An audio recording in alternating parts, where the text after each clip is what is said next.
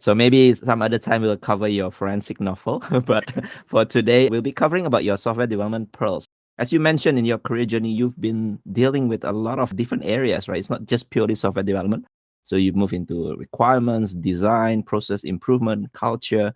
I think it's really great to see all these actually covered in the books as well. So there are in total 6 areas, if I'm not mistaken, starting from like requirements, design, project management, culture and teamwork, quality and process improvement. We may not be able to cover all the 60, but I think we'll just take the important one or the interesting ones for you. So let's start with requirements. I think this is very interesting when I look at the different polls that you have. I think we'll just focus first on the first thing, which is the overarching objective of requirement development is clear and effective communication. So tell us more about this because, yeah, we know requirements should have a very clear and effective way of expressing the requirements of the software. But can you maybe elaborate furthermore? Yeah, I always think of requirements as being all about communication. Software development is maybe half communication and half computing, but requirements is all about communication. So I use the term business analyst to refer to whoever on a project is responsible for bridging the communication gap that always exists between the customer domain, whatever kind of customers or users you're talking about, and the implementer domain, whoever has to go off and then build some solution to meet some need or exploit some business opportunity. So the BA is a role. It's not a title necessarily, although many times it is, but it's a role. And the central role of the BA, I think, is to facilitate exchanging knowledge about the requirements among all of the project participants. So it's a really critical bridging function. And there's no single way to accomplish this communication. People use different kinds of names for different kinds of information. If you're talking about user stories in an agile world, if you're talking about use cases or functional requirements more traditionally, it doesn't matter. My principle here is that the developers need the same information to write the correct code properly, regardless of what you call it, regardless of what development lifecycle you're following. So I don't think there's anything special about agile requirements and calling things by special names. In fact, there's a lot of confusion over even what the terms used in requirements mean. So I find that when I start talking with people about requirements, the very first thing I have to do is define our terms so we can communicate effectively. For example, if I say business requirement, different people have different ideas about what that means. So we're immediately at a communication disadvantage. Another problem that we have is that we have multiple audiences for requirements information who have different needs. They want to see information in different ways, need different levels of detail. So the BA has to focus their requirements activities on getting a whole lot of information from various sources and presenting that in ways that let all these various audiences get the information they need to do their jobs effectively and efficiently. There's 2 techniques that people sometimes seem to try for requirements work: telepathy, reading minds, and clairvoyance, knowing things somehow magically. Those don't work very well, but they seem to be the technical foundation for some projects. I also have another philosophy when it comes to communication here. I think the cost of recording knowledge is small compared to the cost of acquiring knowledge.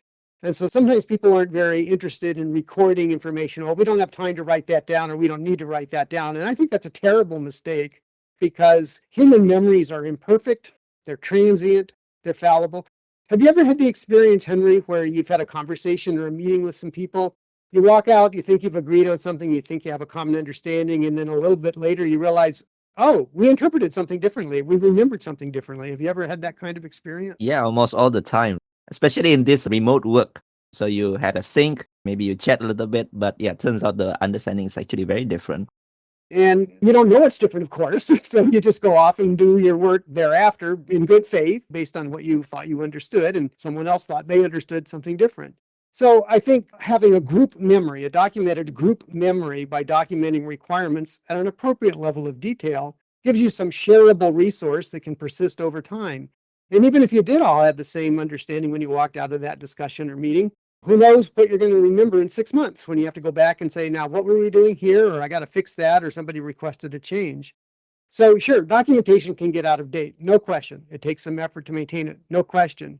But I think a shareable group memory is the phrase I like to use for that, is a valuable asset to have. And then it's up to the BA to work with their various stakeholders and audiences to figure out, well, what's the best way to represent knowledge to meet your needs? When I talk about writing requirements, I mentally translate that into representing requirements knowledge. Sure, natural language text is the most common, but you can draw lots of kinds of pictures, visual analysis models. We can use tables or prototypes or photographs or mathematical expressions. Some people want all the details. Other people just want a high-level view. So the goal of trying to figure out how do we communicate all that knowledge clearly and accurately, that's really the essence of requirements work, I think. I like the two techniques that you mentioned, telepathy and clairvoyance. I think in the practical world, this is what tends to happen. Again, especially in the remote work where you don't actually sit side by side. Yeah, maybe you have a saying, you kind of like talk about it, and then, okay, people just split and do their own works. And actually, they don't sync very often. So sometimes this miscommunication happen. Maybe when you have a particular edge case, you don't want to ask because you're afraid that person is busy or whatever that is. So I think that tends to be a lot of this unclear and ineffective communication happening. And I think one of the particular important things that you mentioned as well, right? It doesn't matter if you have a very great team who can implement the code in the best way, but if they're doing the requirements wrong, they're most probably building the wrong thing. So tell us more about this cause of not having a good requirement and someone implementing it the best way they can. Yeah, that's a real source of inefficiency. I believe everybody's working in good faith. They're trying to do the best job they can based on their knowledge and their assumptions. But you touched on an important point, like an edge case, where maybe something comes up as you're implementing a particular capability, and you think of an exception that we hadn't talked about, or you think of a particular, as you say, edge case that we hadn't discussed how to handle that. You have to make some assumptions then, or you have to go chase down the information, and somebody might be busy or not available or in a different time zone, like you and I are, 19 time zones apart, something right now. It's hard to reach people sometimes. And so you make assumptions, you make guesses, and you might have to go back and fix it. And that's the problem, because anytime you have to go back and redo something, anytime you have to fix something because of a misunderstanding or a piece of knowledge you didn't have or something that changed, that's rework. And rework is expensive. Or simply just having errors. I mean, we're human beings. We're going to make mistakes and we're going to write something wrong, or we're going to be ambiguous in the way we say something and people interpret it differently from what we meant. So then you have to go fix it later. Well, anytime there's an error, the quicker you can find that error and fix it, the less work you have to do to fix it.